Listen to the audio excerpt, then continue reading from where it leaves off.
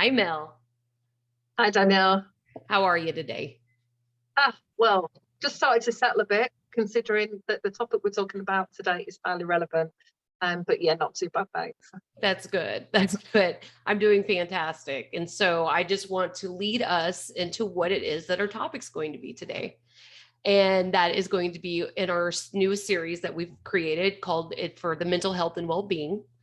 And today we're talking stress, what stress is, why we have it, what's the purpose behind it, the impact this has on our daily existence, the consequences of short-term stress and long-term stress, and then some techniques and considerations to have while we're dealing with stress.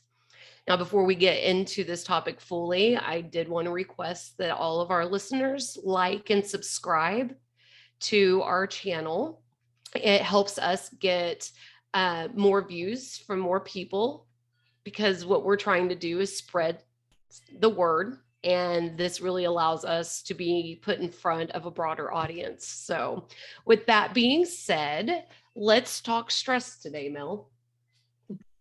Okay, so as we talked before in the introduction to mental health and wellbeing series, is that mental health in terms of what we experience will exist on the continuum.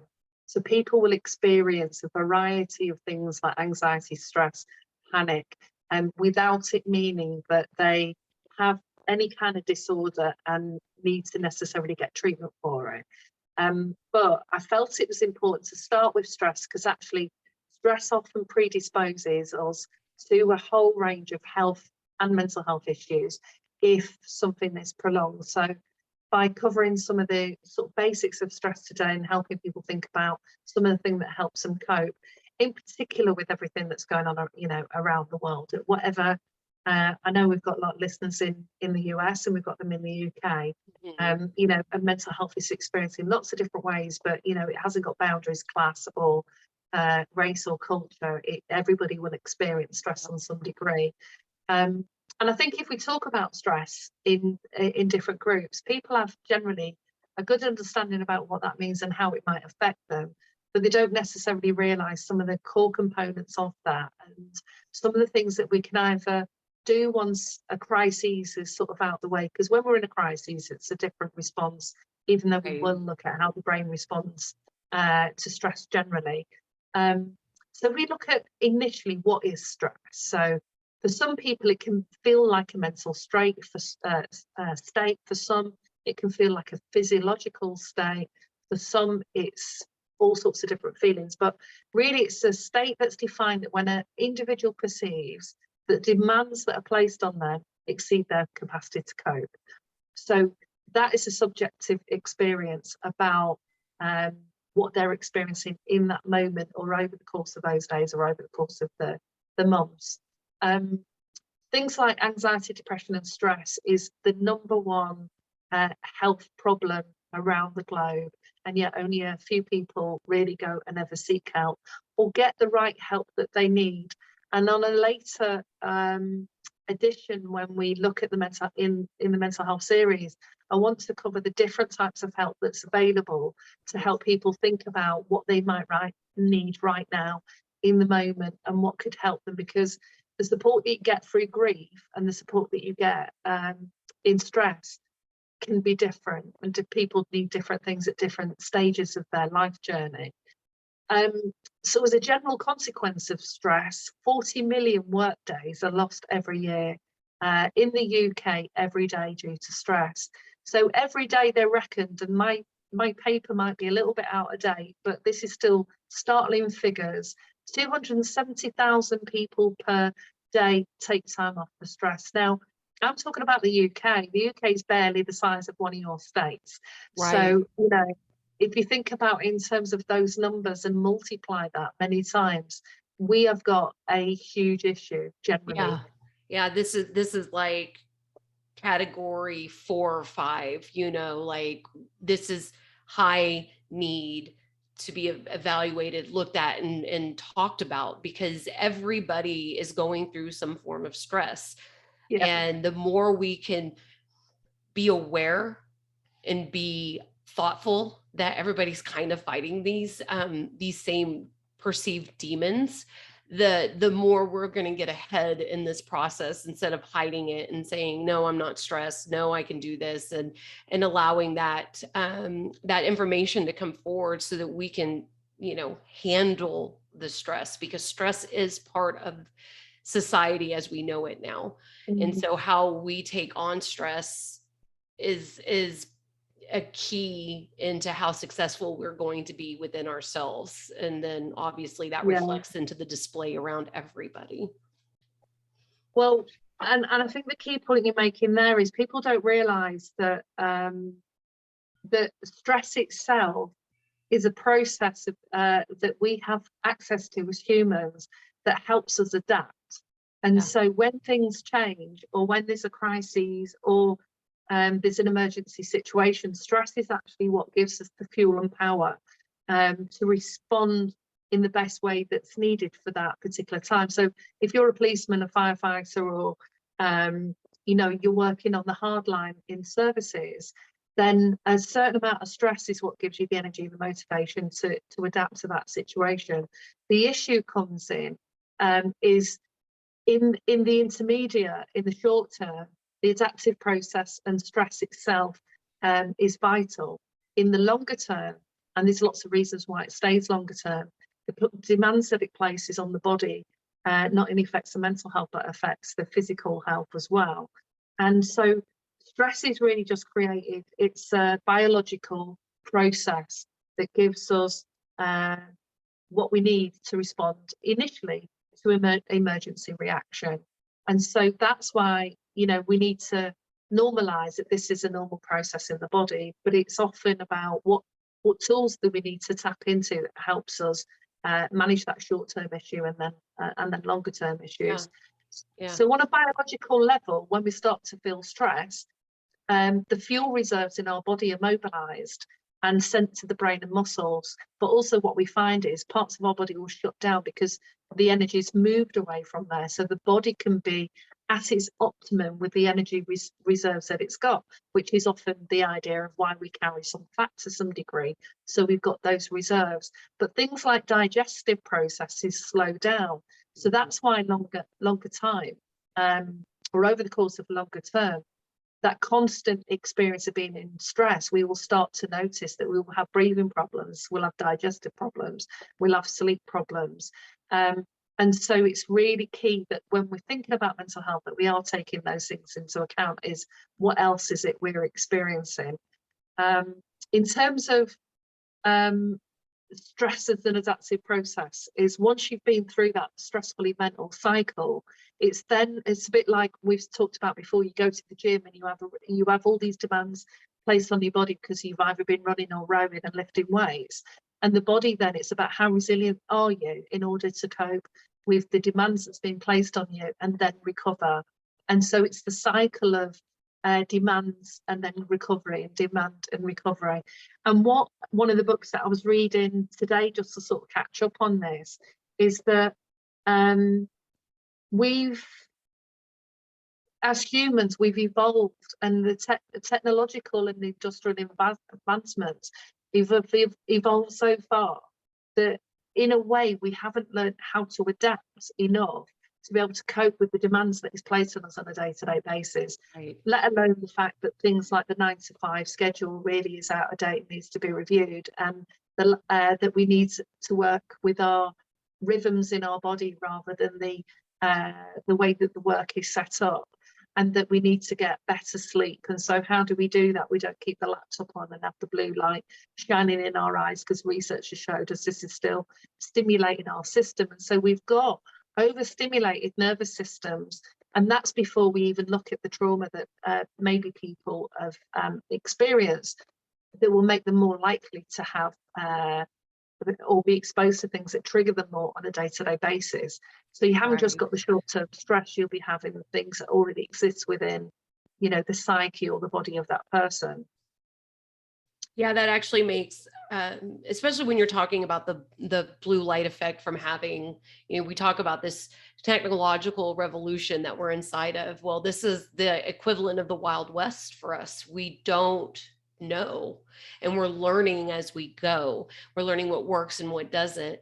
And if our bodies, we have this handheld device, right? And it's a natural addiction. It's something to keep our brains moving. It's something to keep us entertained. It's something to connect us. And so we have this tendency to constantly have it in front of us. And without the realization, because we're still learning, that a lot of your stress and time management comes from learning what's effective and what's not in front of that screen time. And as much as I am obviously we're firm believers in the technology, we're showing that as we speak, but having a responsibility to yourself and your well-being at putting the phone down or turning off the computer or shutting the laptop up, not playing, not watching TV until you fall asleep, allowing yourself to get into that new zone really has helped me on a personal level with my stress and how I intake, and that my body did need that, the rest in that way, even if I wasn't asleep.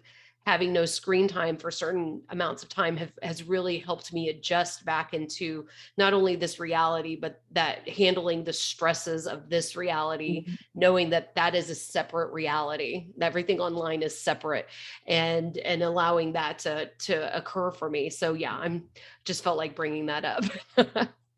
And you're right. And I think one of the things in terms of thinking about stress and how its immediate impact affects us, means that the day-to-day things that we do that could also be adding to the overstimulation of our brain and bodies anyway are much harder to detect and discern when we're in high states of stress.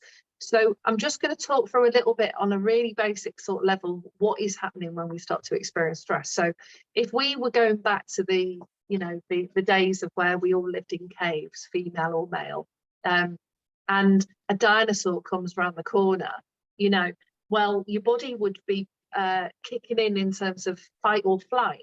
So you'd start to experience a cascade of chemicals going through your system as your brain and body are working out in split seconds whether or not that dinosaur is going to be causing you, going to hunt you down and trying to eat you, or whether or not you're going to fight the dinosaur, or you're going to lay on the floor and freeze. So this is a very primitive response that comes from the lower part of the brain, which is one of the first parts of the brain to develop in the fetus with the baby. And it's the primitive responses that help us survive. So it is in charge of our the way that our body works, the way that we experience heat and cold and those initial responses. So we'll get flooded with all those chemicals, and those chemicals are designed to get our bodies moving. And this is where sometimes in history you see people have achieved massive feats because they've got these stress chemicals coursing through their system. And then what will happen is you'll have those biological processes, but you might not be aware of all this. Right. And as you start to, especially if it's crises, something happens, can either throw you into the shock, or you're walking out on the street and a car passes you really quick, or someone jumps out on you, or you've had news, you walk into work and you've had news that you're sacked, so you haven't got the job anymore. These things can evoke that stress response. And so what's happening is, in that moment, if you're in crises, your amygdala, the lower part of your brain, is activated and all the chemicals are coming out.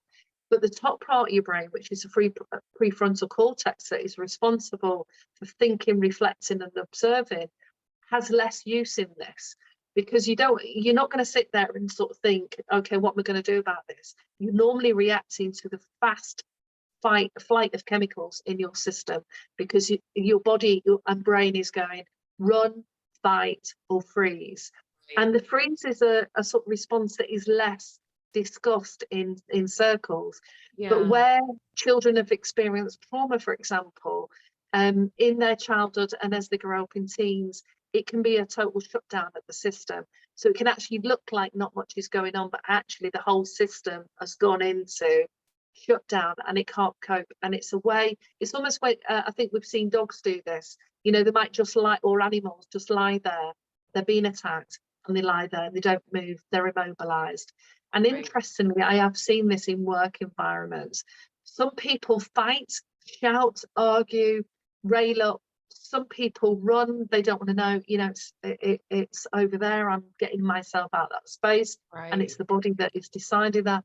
And some people just have lost, either it's been long and enduring and they haven't got the capacity anymore, and so they start to shut down. I've seen that in very toxic work environments. Yeah. So that process is natural, and I don't know about you, Danielle, but I've certainly experienced that many times. Absolutely. And I've had all three versions of this fight, flight, or freeze, you know, and I think it depends on not only what your triggers, your stress points are, Yeah, right? But it also is the level of endurance. I've always been a leaning towards the fight side of this. And we actually did a topic that we kind of got into an open discussion about fight, flight, or freeze. great. And I don't Yeah, remember if it was the letting go episode or the empowerment episode, but either way, um, when I became so overwhelmed with the world and I wasn't attacking, you know, because that's what we feel like we have to do is attack the problem, attack the problem. What's the stressor? What's the stressor? And I had just let it all, I couldn't do it anymore, is when I began to freeze. And in those freezing moments, you feel very out of control. You feel very, you know, not able to take care of your body's response systems, and that's a scary place to be, which is probably why we don't talk the freeze talk very often, is because people don't want to acknowledge that your body can go into an automatic shutdown over levels of stress. And we see that, you know, I kind of have a little picture of the fainting goats in my head, you know, mm, when we freeze, like, oh my gosh, it's an overload on the body and it sends you into this moment of just, you could just fall down.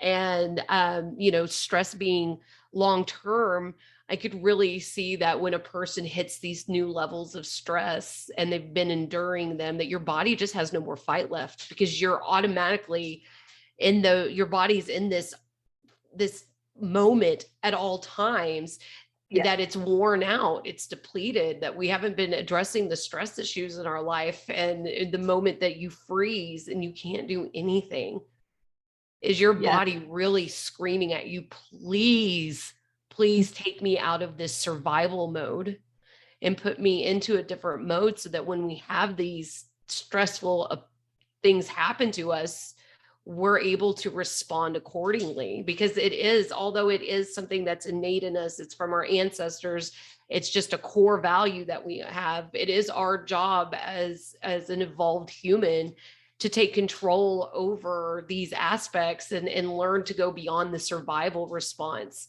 And, you know, that's part of what you and I have been talking about this whole time, is how do we get beyond survival into a thriving response? And because when you stand and thrive, you have a new perspective and you can handle, you've moved into the center of the wheel. You're no longer on the roller coaster ride. And so it's easier for us to acknowledge our stress, take on the stress, and take it from this caveman, you know, response, and say, wait, I feel the initial response, but how should I handle this? And mm. you're able to transition into that through the thrive part of our existence right now. So that's what sort of creates difference between different people. So the innate response is what everybody experiences. Right. Um, anyone who's in a crisis will, whether they're aware of it or not, be releasing those stress chemicals in their system as the system itself prepares to fight, flight, or freeze. And some of the points that you made is then what demarcates it for different people in terms of their experience of that. Because one is, what's their view of stress? Did they realize it's normal? What kind of stresses have they already faced in their life? And did they learn that they had gathered some tools and resources in their toolboxes to cope?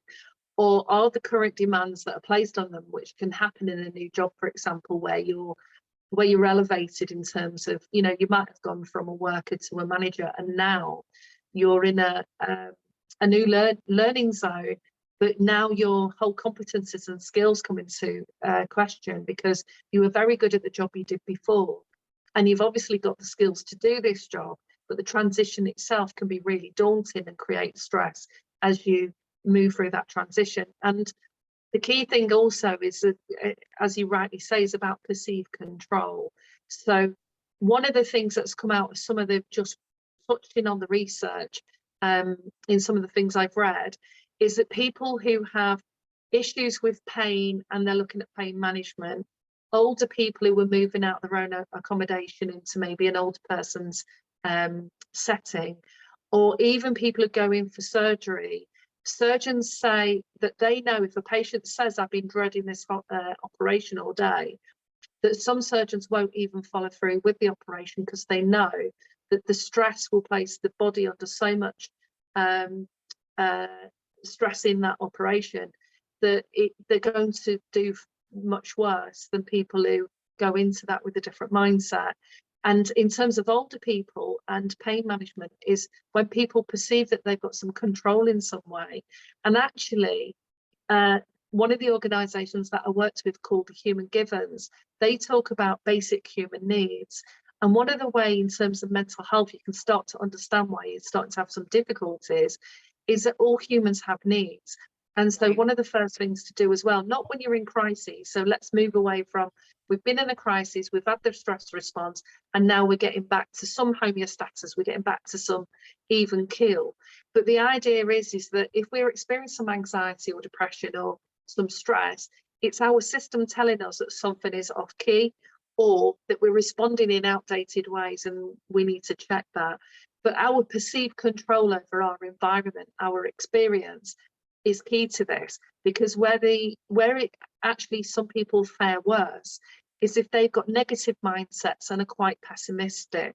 So you sort of need an optimistic mindset, as well as understanding how you function and all the things that can affect you. Now, does it need to be optimistic, or can we sit in neutrality when this is happening? It's a genuine question because I'm not sure. Is neutrality an option for those who normally have this negative mindset? If they reach neutrality, are they going to find a better level to handle stress?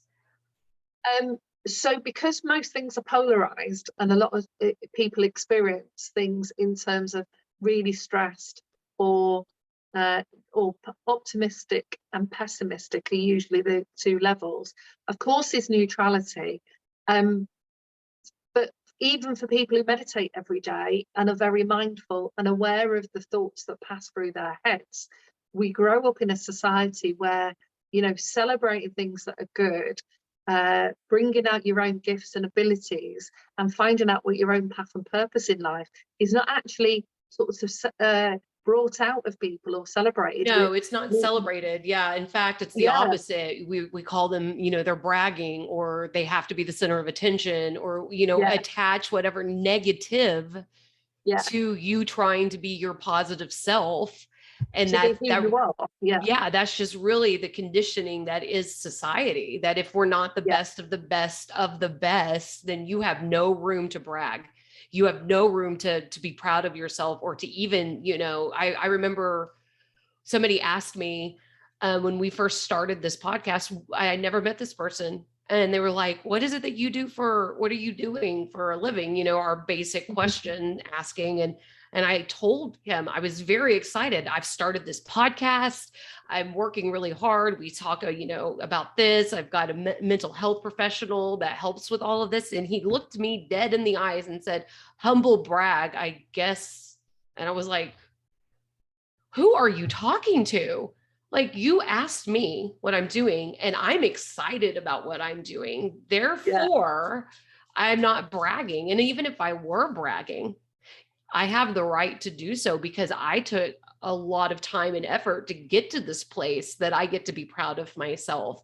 And I just, that stuck out, the way he told me I was bragging because I was proud of what I was doing. Yeah. And that is how that the polarity of what we, that we are asked to be, to strive to do the best of what we can. But then we're also told that we're not supposed to celebrate that. And then we make fun of the culture being, the participation medal, the participation trophy, right? Like, that's something to be made fun of. It's not. Everybody deserves to be acknowledged for even getting up and participating. Yeah. And this is where it gets deeper, because sometimes, so there's external stress and there's internal stress. So external stress can be that your car's broken down, you've lost your job. And so we looked at the big stresses that most people know this, but the top one is death of the spouse, divorce, marital separation, going into prison, personal injury, marriage, and the list goes on. But as you go further down the list, we start to see that things that relate to change will also create some stress. So changing your habits, changing residence, changing schools, changing personal habits, living conditions. So the change itself can also bring on stress, and your body can start to go into survival mode because it perceives the change as a threat. Now, if part of that change is linked to what you were saying, which is, we grow up in an environment in the families that we're in, and we're lucky if we can pretty much develop our own nature and free spirit within that framework, that environment, that religion, that culture. And then we go to a school that we have to sort of box ourselves into some degree. And only about 60 or 70% of children are naturally inclined to learn in that way anyway. And so some of the stress can come because we're not learning in a way that we innately learn. If you're an auditory learner and the teacher is talking in visual language and teach you in visual methodology, we know already there's a disconnect. So that will create stress. If you go and work in an environment where actually you've only ever really wanted to, are you still there, Danielle? I'm still here. I don't have your, I just have your pretty picture up. Right. Okay. Bear with me. We've had some technical issues. I've lost. But in the meantime, yeah, exactly what you're saying. It really is, part of how we are formed from childhood on is a lot of the way we receive our family stress, or the way our friends stressed.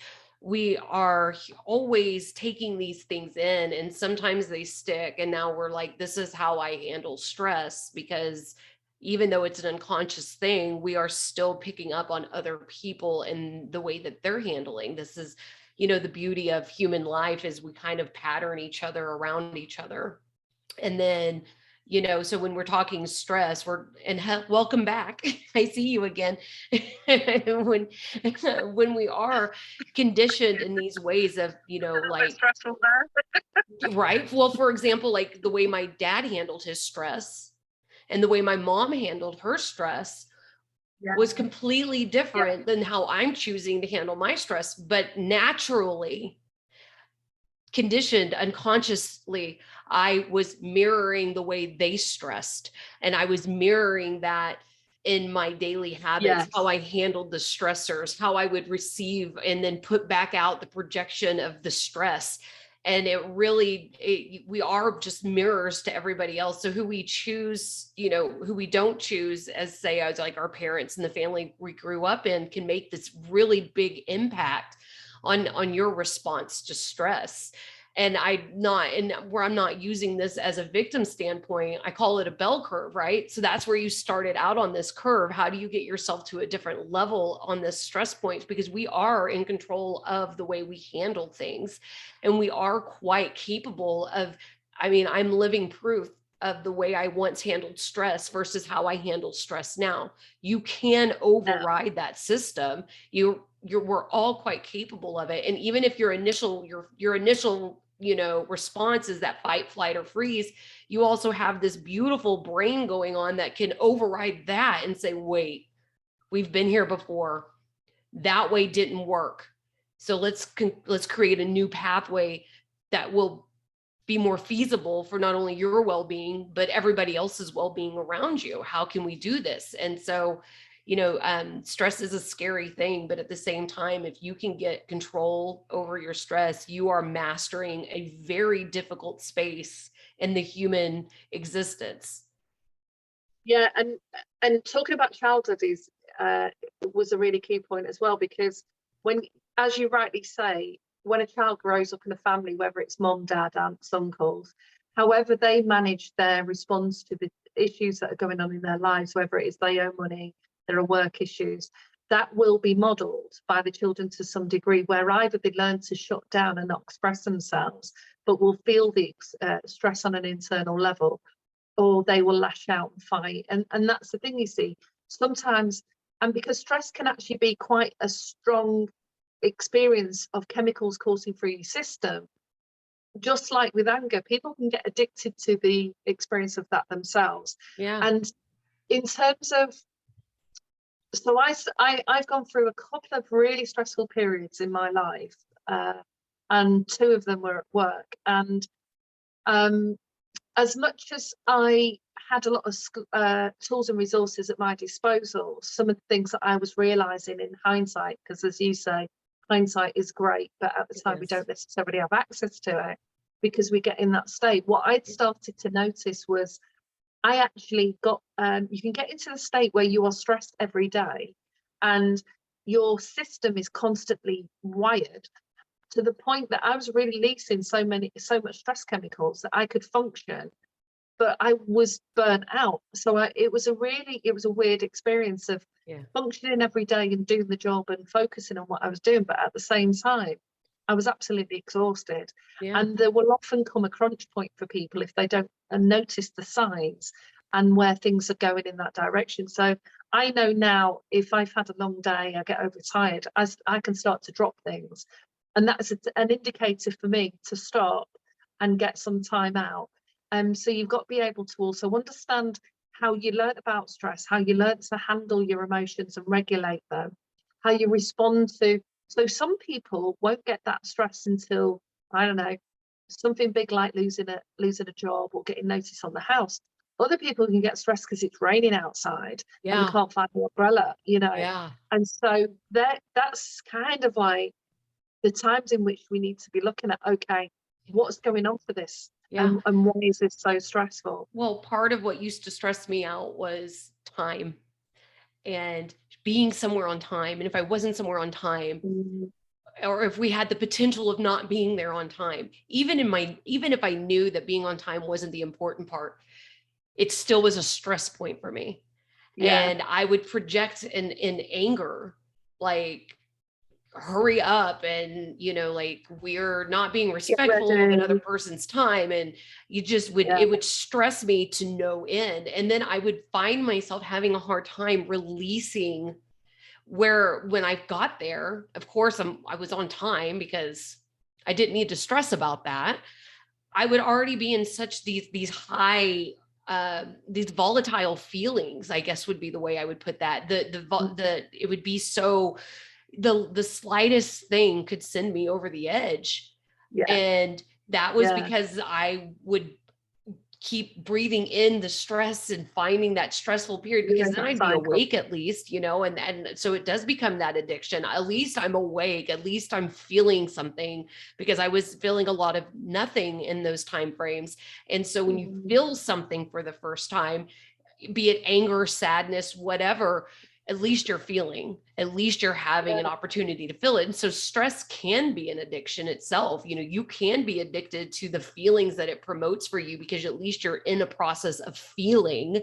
And although it's not healthy for you to get stressed over things that you can't control, like say the weather, right? And it's easy to then fall into the need to control in those arenas. And a lot of the stress is coming up because we feel the need to control our environment and how it responds to us, and how we keep, I always say, leave the center of the wheel. You get on that roller coaster ride, because that roller coaster ride is providing you some kind of experience that you wouldn't be otherwise having, because we're not taking the time to stop and enter the space that is needed to tackle stress in the way that we are deserving to tackle stress.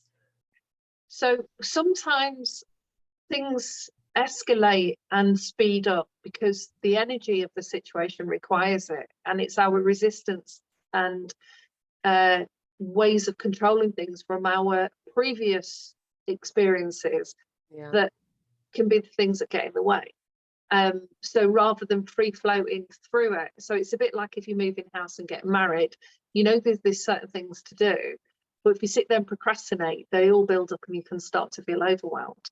Then you can have the opposite, like what I was saying, that in work I was going, and the signs then in terms of where that way of living your life start to kick in is then if you are getting overly emotional over very small things. So I could get overly emotional because there was still washing up in the sink, you know, but it would just be one more thing that I'd go, oh. Exactly. And that's always how it feels. It's like almost like a domino effect, you know, once you're Yeah, already in the zone of stress, which yeah.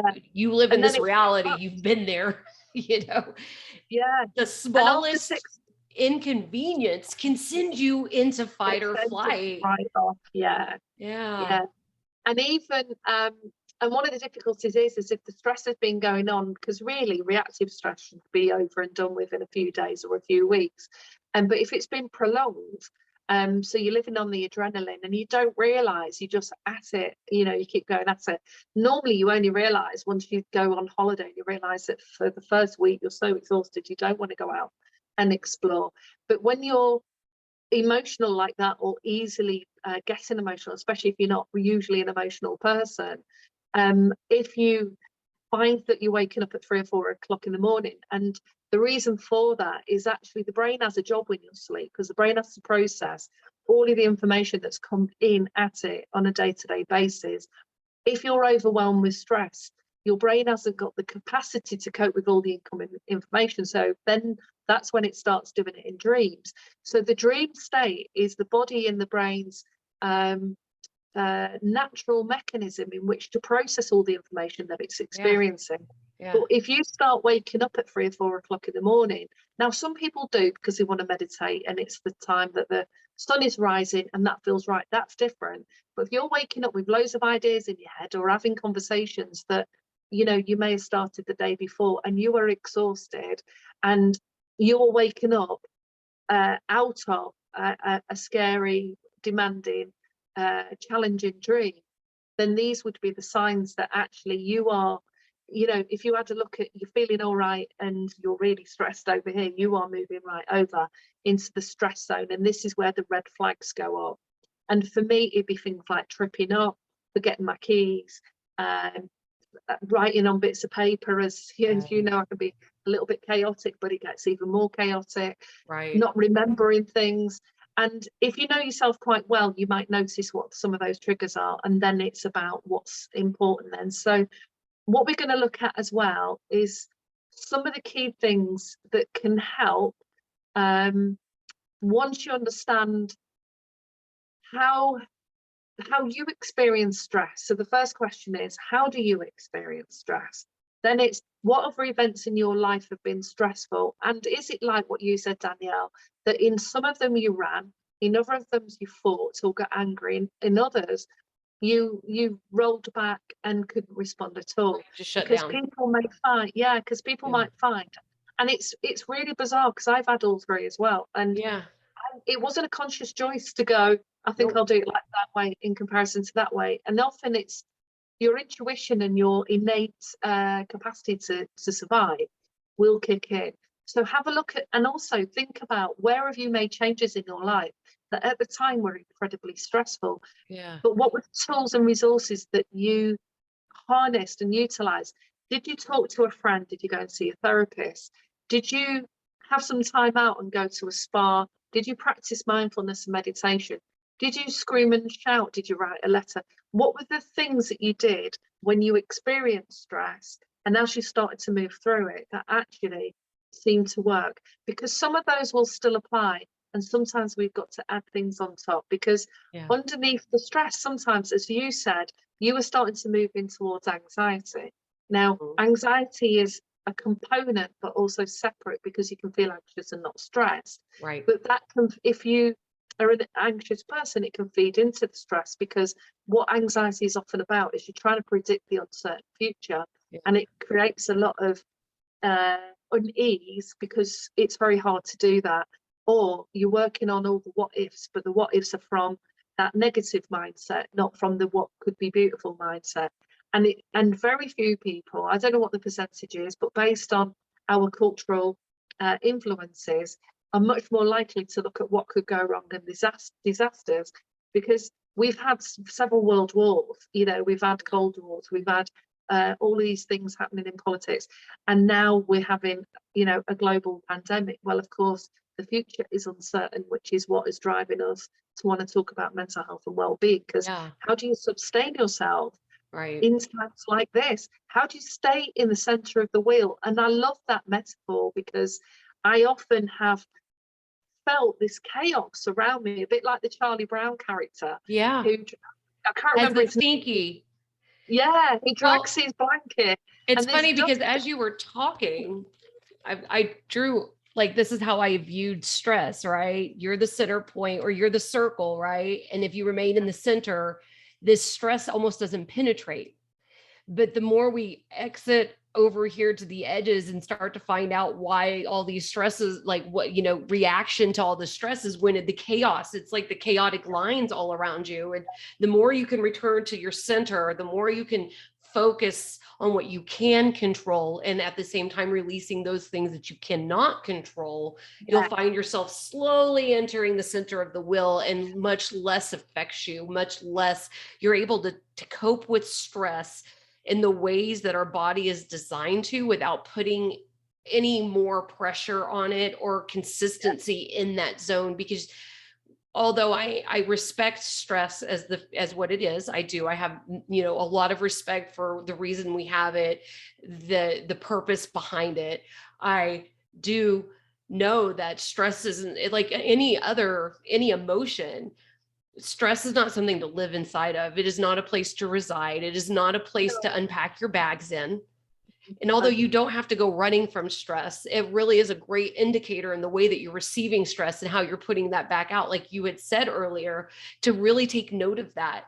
Because inside of that is a message, and inside of that message is a cure to help heal that aspect of yourself. And the more we come into contact of ourselves and our self-awareness, and say without judgment, without judging ourselves, this is how I respond to stress. There's no judgment behind that. This is just how you respond to stress. Okay, this is how I respond. Now, how do I make the changes so that maybe my initial response says, yes, continue that path that you've always done, but maybe my new override can say, is this within my control? Right?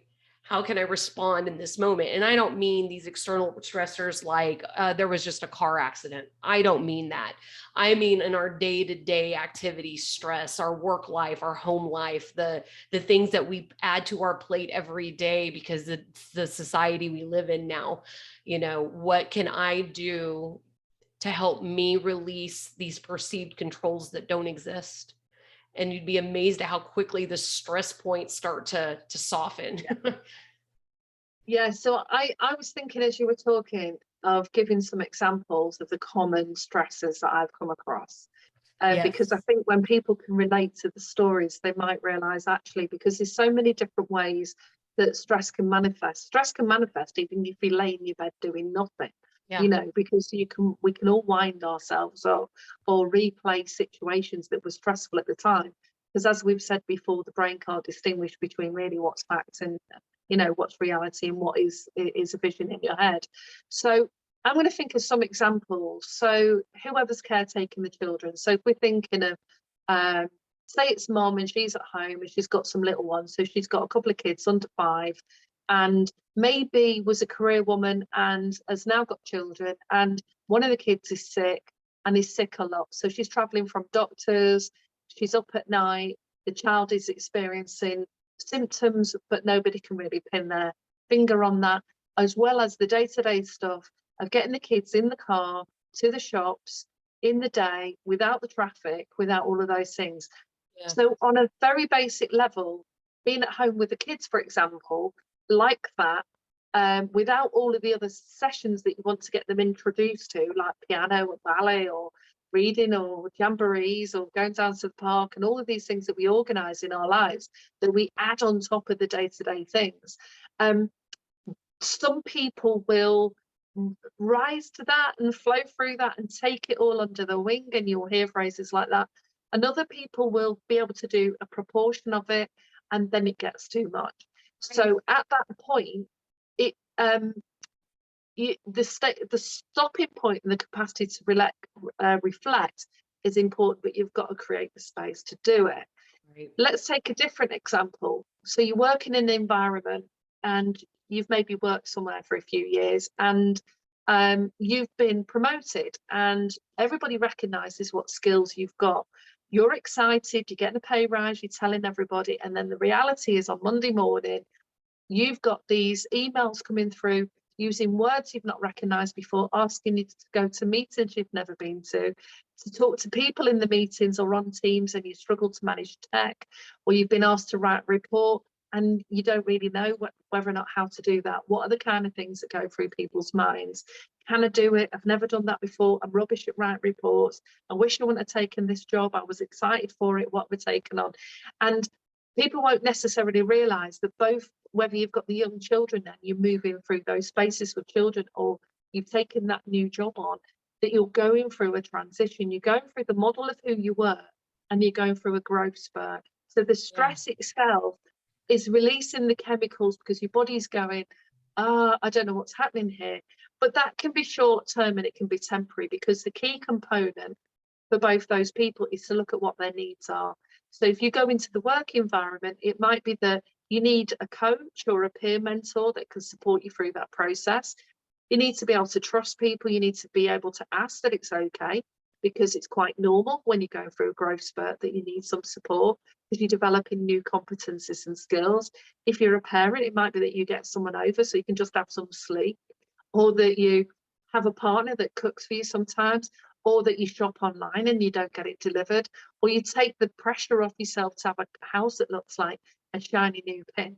So some of that is external demands, but the internal demands will be our ways of viewing that, our internal dialogue will certainly feed into that. So there are lots of different, if you're in a crisis, if someone's just died in the family, or there is a car accident, that's happened, and you've got to go out and assist in that stress will help you stay focused and alert. Yeah. But you've also got to have good emotional regulation so that you don't overspill, so a lot of people in emergency services may feel all those things, but they harness it enough so that they can remain focused and support They override that a survival aspect of it. They override it and have created the new pathway that allows them to remain focused and use that stress to their benefit as opposed to their detriment. And that's kind of what my whole point has been this time, is like, we do have this level of control over ourselves, and it's easy inside of a very stressful, as a person who has done it themselves, inside of stressful, long-term enduring stress, to become the victim of it and forget who you are and the power you hold. And, when we're transitioning environments, that what you had referred to as the positive or the negative mindset will change your existence. If you decide to step into a new transitionary period of, work, or, like a new job, a new home, bringing a baby into the house, if we can step into this and have a more positive outlook. Like I might not know what I'm doing as a first-time mom, or inside of this new job field, or I don't know if my neighbors are going to be nice. I can at least say I have high hopes that this is all going to work in my favor, and that and everything I'm doing is going to be in a good place for me, because I made these choices in some form intuitively, and I'm going to need to up the ante by having a positive thought process to get to that next space. And it's really important that we know that we have that level of control. And then, as you were talking about keeping the perfect home, look, guys, if some people, it relieves stress to clean. For me, it brings up stress to clean. It's just the way I respond to, this world. And when I stopped comparing myself to how Yeah. everybody else lives, or how I see it in the television shows, or how I'm reading it in the magazines. I realized that that level of stress was so unnecessary. And I had to let go of the perfectionism of Yeah. keeping the house at this certain visual level that I had, Yeah. and let go of that need to control that and just have like a consistency. And it really changed how I'm able to keep my household, looking the way I personally want it to look, without having that level of stress eating away at me at all times to keep it up the way I envisioned it should be. But you're highlighting some of the key components as well, is what the expectations we have of ourselves and what we think people have of us. And people do compare and contrast, and people do question how you live your day, and and how you dress your kids and all of those. And we're often exposed to the sort of social gaze, which adds to that pressure.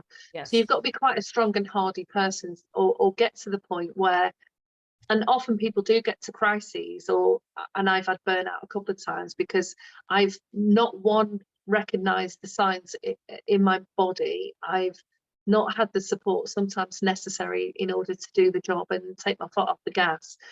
And what can happen, and this is the downside of prolonged stress: in the short term, it's good, it gets us mobile, and it gives us what we need in order to do the thing that we need to do at that moment. Long term, though, it is so disastrous on human health, in terms of heart, in terms of raising blood sugar levels and blood Yeah. pressure, Yeah. and Because you can stress get, is far more than a mental space. That mental space becomes the yeah, physical space, and that physical space begins to really show up in all arenas of your life, because you yeah, live in stress. Now you have high blood pressure. Now you have, as you said, maybe your sugar loads are off. Maybe it's creating anxiety. Maybe it's creating depression. All of these really, again, this world is very reflective in nature. And if we're not handling our mental capacity, our physical world will start to show yeah, that, that you need to let go of some things. You need to get in control of the things you can control, and let go of the things that you can't. And your body's going to start showing up and saying, now you have this problem, and now this is going to be an issue, and now you have IBS, and now you have yeah, chronic fatigue, and now you have, and as you clear stress out of your life, those things start to dissipate, believe it or not. yeah, And because I know I'm proof of that, and I know that you're proof of that in a lot of arenas. Whenever we let go of these perceived controls and begin controlling the things that we can control, our body has a really high response level to that. And it does take a little time, but it does happen. It's yeah. very clear. Yeah, and it can be different time levels for people, because actually my second bout of burnout, it took me 3 years to recover from the very, and it was a big impact, because Yeah. it got to the point where I had chronic fatigue, um, and I know now, with my, the type of personality I've got, and the way that I drive myself, and the way that I work, and the way that I approached motherhood, there were many components in there that were conducive to just, you're going to experience stress Yeah. because Stress all is these natural. factors. Yeah. Yeah, but I've had, my fair share of stress, and I've noticed that the way I handle it has changed significantly, and it is an override. It's like, I don't know how else to describe it. It's like an override system that you can put into place, and it takes time, and it it's more takes, automatic now. yeah, and it takes time, and it's a focused effort, but we deserve, and I always tell people that you deserve this, because you deserve to override these facilities that are Yeah, not working in your favor. And the more we can come back to self, and the more we can be aware of self, and the more we can establish our own set of guidelines, not what everybody else has told us or conditioned us to believe over our life, because we are unique, that the more we can trust in that process, the better you're going to handle your stress. It is okay for you to feel stressed. Life is stressful. It becomes stressful. There's moments where my dogs stress me out, because they're just high need. And I'm not naturally a dog person. I'm more of a cat person, come to me and I'll pet you and then go do your thing, and dogs don't respond to in that way. They're like, love me, all the time. And so, that can cause my stress. But then I realized that it is outside of my control. What I can control is my response to the animals. So, okay, you need to be fed more nurturing support. I will give you more nurturing support. But when I can't give it to you, we've got to establish a boundary there, because animals respond to you as well. And just allow that to be part of the way you move forward. What can I not control? Well, I can't control their needy behavior. What can I control? My response to their needy behavior. And the stress levels automatically start coming down. Okay.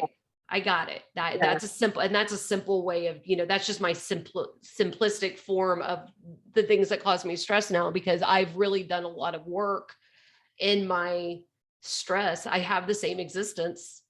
I have the same life. I have the same stressors that approach me all the time.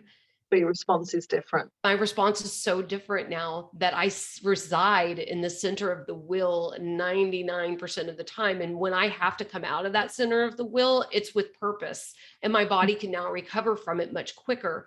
Like you, it took me 2.5 years to fully recover my body from the level of stress I lived in for so long. I had chronic fatigue like nobody's business. My lupus was acting up. My IBS was acting up, and I was exhausted. And it took over 2 years for me to finally reach spaces that said, oh, I have the energy to do this. And even like my kids missing the bus wasn't causing an undue amount of stress, because I didn't have to carry all of that weight to even get in the car and drive him to school anymore. Now it's like, oh, okay, this happened. Cool. Whatever. Let's get in the car, take you to school. And I'll come back and it's done. And I don't have to sit in that stress anymore. It's eye-opening and life-changing. And I think when you've been to the point of where your system actually stops functioning well, because they reckon that, it's been going on for at least 7 years before your system gets to that point of where you start to develop some serious illness. So even though I had a set of symptoms that looked like, MI or, chronic fatigue, that the outcome of that actually shifting for a while, I thought, well, that's it. I am consistently exhausted, need to sleep and can't function. And I think the turnaround for me, and I think anyone who's in that position where they're developing an autoimmune issue, or they've got a chronic fatigue experience and they're sleeping a lot and they've got no energy and they're lethargic, having your vitality robbed of you in your day-to-day life is really, really difficult experience to have. And sometimes the demands are still there. I still have children to take to school and bills to pay and things to cook and bits of work to do, and I did go back to work too early, I know that. So that's really difficult when you get to that place. But what I do know, in terms of all the things that we talk about in terms of tools that can help people, is the things that I started to apply were over long term, because sometimes you take away the thing that has been stressing you. So for some people that can be a partner, it can be the job, it can be a relative that you've been looking after that's sick. But I was reading some research that for people who've been living with, who have someone who's got dementia, when that person's passed, the average time span for them to recover and not be stressed or fatigued or ill is 18 months. So our 2 to 3 year period sits within a sort of average timeline. And I remember when I removed the stress that was going on the second time, because I'd barely recovered from it the first time. I had about a 2-year window before it hit me really hard. And when I removed it, was an external stress at the time. And I thought I was just going to bounce up and recover, and I didn't. And that was a real shock. And it took me a long time. I was never able to go back in the gym and work out like I did. And actually, it was crazy at the time, because I was still trying to work out to the same degree that I was working out with all of those other stresses. We are slaves to our routines, we can't really do that to ourselves. So, what are some good ways for people to, we can do our research on our own and look up long-term stress and do all of these things. But what are some impactful ways Yeah. to handle stress as it comes up in the moment, as we are trying to rewire So, ourselves? so the first thing is, if you're in a crisis and you've got to respond, that is very different from Right. the day-to-day stuff. And the day-to-day stuff, as we've already said, we'll experience it in different ways for a variety of reasons. Either it is a big thing, and we've lost our jobs and all the bills are piling up and all that. Of course, that's going to be stressful. Right. One of the things to look at is actually what needs we've got, what needs aren't being met. So is it that we've got an overemphasis on work, but we're not having enough play? Is it that we are trying to balance absolutely everything in our lives and we need to ask for help? Is it that, we need to create a new budget so that we can get on track and not worry about this all the time? So first of all is looking at the needs and what's missing in your life, because also that is very key when looking at anxiety and depression as well. So depression can be an experience of this accumulated stress that your Mhm. body is so exhausted. You do have to go to sleep and you have to let go in those moments. And you don't want to get so ill that you do end up needing to seek, psychological support or in-house treatment, because that's the end, the end result. We don't want people to get to that phase. So that's the sort of the big stuff. What can help if you tend to feel stress on a day-to-day basis? Are you working so hard at what you're doing, whether that is parenting at home or the job that you've got? And what is it that's creating that stress? And sometimes what can help is that you have a journal. So you log in the day where you're feeling calm, relaxed, in control, able to manage your work. And then you'll start to look at what parts of the day that stress increases. If you've got something to compare it with, some people, like I gave the example of where they get a new job, it may well be that you have to do some self-talk and say, of course it's stressful when you start a new job, as exciting as it is, because I'm going through a growth period. And it's a Yeah. bit like when you just had a baby. I would say to new mothers, this is a transition. They won't always be waking up 5 times in the night. They won't always be disturbing your sleep. It's a state and a transition that you're going through. So how can you buffer against that? What things can you drop? What actions that you deploy are detrimental to you in this time period? And then what are your coping mechanisms? If your coping mechanisms are taking drugs, illegal or otherwise, or drinking, there's only a short-term benefit of that. And it may well be that you need to look at, is it that I need to talk to somebody? Is it that I'm lacking resources and tools? Is it that actually I did learn that it was modelled in the way that you talked about with my family? So having a journal to log your experiences and see where the pinch points are in your day, if you're getting them. If it's chronic stress, you do really, it is useful to go and talk to somebody else. The Yes. key thing that's going out of all the research, and I bang on about this pretty much in every arena I'm in and every podcast we do, is you have to learn to breathe again. Because the thing with Yeah. stress is you'll hold your breath, you'll hold it at the top. And I didn't realise when I was at a really stressful point in work, I used to be sat on the laptop like that, banging away at the keys, and then go, not realising I'm not Not actually taking realizing, any. yeah, you've basically been holding your breath or doing Yeah, short breaths, and our bodies need us to have a consistent, deeper flow breath. of oxygen. Yeah, because Yeah, it does. It reflects in the way, like, you feel tight now, your body feels tight. Now your brain is yeah, slowly but surely frenzying yeah, because it's starting to shut itself down and you're not thinking as clear. And in that moment that you take the deep breath, it's like, oh, I'm here and now again. yeah. So Yeah. if you're in a stressful environment, for example, whether you're at home with the kids running around, or living in a hustle and bustle family, or you're at work, um, what the research is showing is that you don't just do one thing a week. You don't just go to a spa one day a week and then the rest of the time you just remain in stress. You've got to start applying consistent changes in behaviour.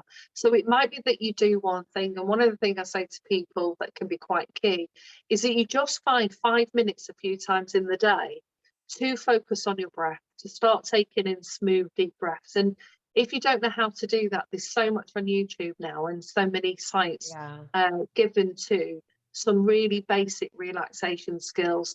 And it Right. isn't necessarily to get you into a meditative zone so that you wear a sheet and go and sit in a temple all day.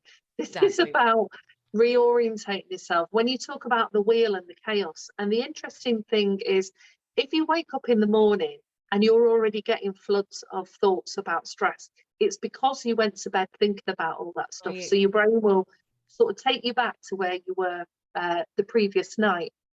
What Abraham Hicks talked about a lot in every one of their talks and videos is you only have about 15 seconds when you wake up in terms of all the thoughts that are coming into your head to choose whether or not you hook into the stress thoughts of what kind of day is it going to be. I hope she's not going to be at work because that was horrible yesterday. I've got that. It only takes about 15 seconds. And it's a bit like the egg timer. All of a sudden, if you allow that thought process to kick in, then all of those thoughts will flood in, a bit like the sand flooding in. And Yeah. you will then have every other thought and every other stress and every conversation that is irritated you. And Dave didn't do this, and Susie didn't do that, and and all of these internal conversations will come in.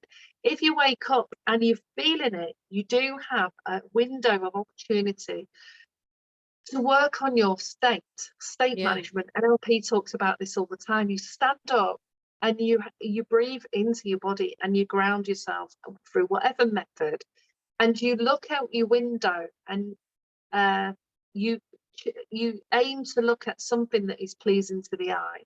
You put stickers around your mirror if you need reminders of positive quotes, pictures that you had taken with people of really, really beautiful times. You went away, you went out for dinner with them, you did all these different things. So you put these things around, you have your journey, and that is just the start of the day. That's the first step. And they're basic things that you can do, but we're sort of moving into the behavior management now. This is Right. about This is creating new about, habits. well, so, and what I keep hearing from you is, how much control we really do have inside of this, and what feels like we're vulnerable and victimized in our existence could actually be the thing that you can grasp control of. So when you're falling asleep at night, practice, hey, let's redirect the thought, right? Let's redirect the thought. Let's get into a more neutral to positive environment as I'm falling asleep, so that when I wake up, I'm not naturally waking up into where I fell asleep at. When I wake up, say I couldn't overcome that last night, I'm going to make it a point today to overcome that. And even if the flooding of thoughts that are all negative come through, we are in control of saying, let's redirect that thought, and doing it in whatever form it looks like to you. For you, it's standing up, grounding, looking at something beautiful or something that's inspiring to you, right? Others, it could be that they can take control and say, well, yeah, okay, I woke up with this conversation in my head, but instead I'm going to think about what I'm grateful for in my existence, and redirect that way. Mel and I are not saying that this is easy work, but we are saying this is work that's worth it. And it's worth it in a very real way. And it's worthy of you taking the effort that you do, the same amount of effort you're using to stress yourself out. You can redirect that into improving yourself, becoming more self-actualized, becoming more self-aware, and being in that moment. And some of the things that I do is the breath work, and that can be as simple as everybody at this point has pretty much heard of box breathing. We also have different forms of that. It's I call it the 5 by 5 by 5, which is the Yeah. breathe in for 5 seconds, you hold for 5 seconds, you release it for 5 seconds, and you do that 3 times. And then immediately you can clap, you can snap your fingers, you can let out an audible laugh, you can have your thought patterns become something new. And it really does help you override the natural position you are in the moment, and give you back your control over self, because Yeah. that is the one thing we really can control, is ourself. And it's not easy for everybody, but it's also, if it was easy, everybody would be leading a stress-free experience. And that's just not the case. So again, this isn't easy, but it's worth it. And we are deserving of this. And we deserve to have a freer thought process, a clearer mind, and a body that's not rejecting the negative and toxic thoughts that are going on. We are deserving of living a life that remains in the center of the will, because it is up and down, and you're going to come across stressors, and you're going to come across things almost daily that can send you spiraling. And it is our job as an individual to say, I deserve not to spiral anymore, and then do whatever it takes to stop spiraling in as healthy of a pattern as you can do. Yeah. And I think your key point is that if you're feeling really stressed, then whether you're at overwhelm or you're just feeling that stress built up, because it depends on how aware you are to start with, you need to sit back and focus on your breath and work on just letting things go for that time period, so that you can start to, if you haven't experienced it before, you will start with practice to experience more peace, more calmness. Because if you haven't felt it for a while, or ever felt it at all, peace, calm, neutrality, then it's very difficult to know why say focusing on your breath, chanting, doing some yoga is actually beneficial. Right. But if we think that our systems from the moment we wake up till we go to sleep are constantly being sparked and activated, and in particular, if we're getting really hyper aroused because we've had a conversation with somebody that often this is to do with past relationships will trigger us, our system is going into a constant state of hyperarousal. We owe it to ourselves to learn some basic techniques. And that it can be 5-5-5, it can be 7-11. I think the 5-5-5 is probably better, because if you've not been breathing well for a while, it's actually quite hard to breathe in for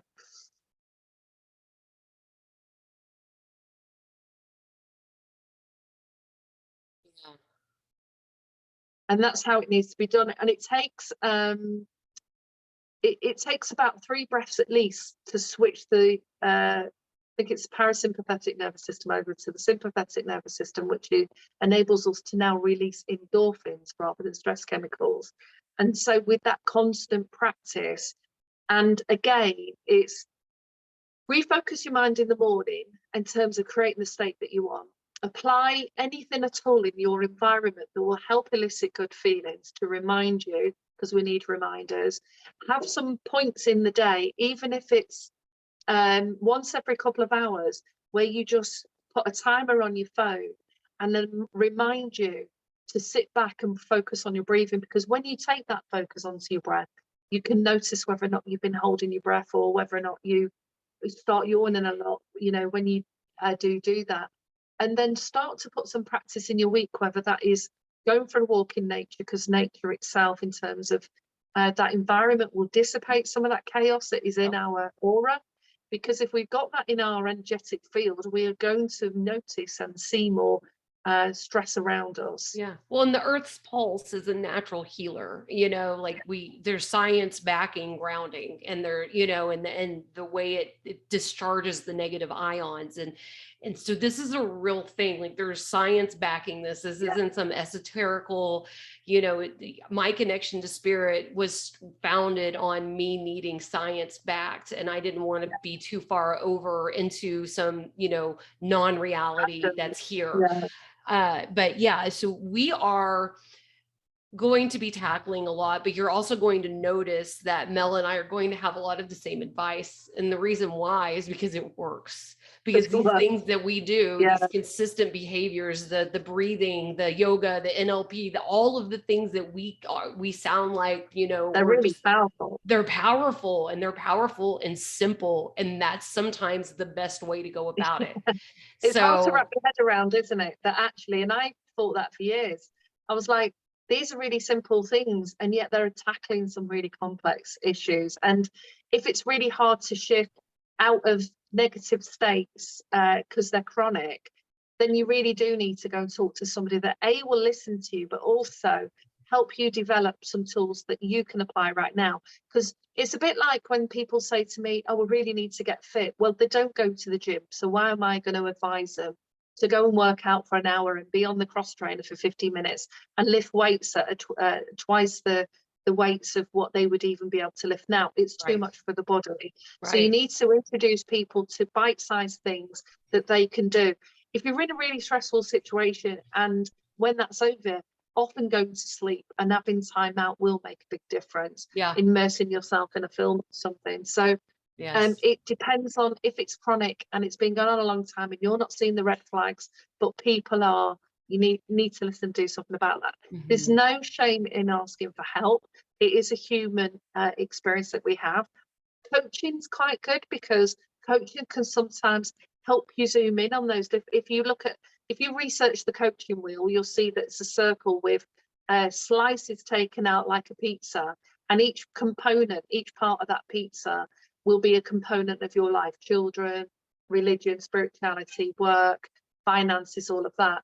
And you can have a look at which aspect of your life is maybe creating more stress, or it might be generalized stress. People can have generalized anxiety, but not really know what that is. So first of all, accept it's normal, accept what you're feeling, accept what's happening right now. Have a look at what you control, exactly what you said, and what you can't. What can you do with something right now? If you're overwhelmed because you've got 15 things on your list, choose the top 3 that if you did them, they would make a difference. If you sit there and procrastinate all day and you're not tackling anything, it can be quite a nice feeling when at least you've got one thing off your list. And if you know that does feel nice, that will motivate you to do it next. Find time for yourself. Don't over agree to doing social activities, and that this will pass, and trust it will pass, and trust that when you start to apply things that have that is rooted in the evidence, which is changing your mindset, learning some CBT techniques. What were you thinking? Okay, I can't do this job. What were you feeling? Powerless and impotent. What behavior did it lead to? It made you look hunched over and people treated you differently. You change your thought, you change your feeling, you can change the behavior.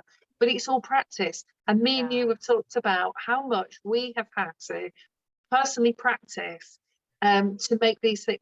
I wasn't born up in a family like this. I've had to learn a lot of the things that I've been now teaching. Even as naturally inclined as you and I are to this mental plane that we can live in, and how we make the improvements and being self-aware and self-actualized, it still takes work to override a system designed and then conditioned inside of society. And so, we're powerful beings. Take your power back, take your control back, acknowledge yourself for who you are, and be as nice to yourself as you possibly can be through these transitions, because it can become, instead of an outward stress, it then can become something that's very detrimental to your well-being by judging your human experience. We are humans. We are here to experience, and nobody gave us the guidelines of how we're supposed to experience this world. So be gentle with yourself as you are coming through these crossroads, through these transitionary times, and be okay with change, because that is something that is constant, is change. Mel, thank you so much. I love listening to you talk. You are just filled with wisdom and information, and I'm so grateful that it's me that I get to have the experience with. Well, equally, Danielle, I have exactly the same experience with you, and it's a joy that we're working together. And I appreciate this, because had we not both done the work, I think it would have been a very difficult, or may not have even happened, transition. May not even happen for us. Yeah, I agree. So proof is here. And we are proof of this, and you guys can be proof of this too. Just go and shine, you stars, you beautiful starlights. Let's just get this happening. But until next time, I hope that everybody's mental health and well-being continues to be on a consistent uprise. You are deserving of it. Excellent. Thank you, Danielle. Thank you, Mel.